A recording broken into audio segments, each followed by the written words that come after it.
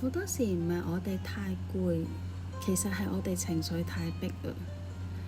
你有冇試過明明乜嘢都冇做，但係總係覺得好攰？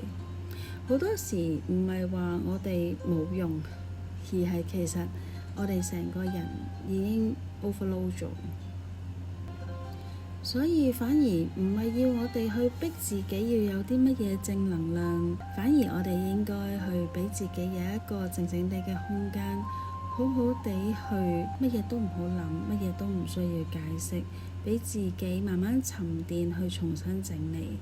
有好多嘢唔係要放低，而係你需要俾一個位置佢慢慢沉澱。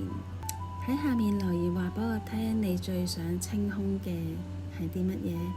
係你個腦、你個心，係一段關係，定係全部呢？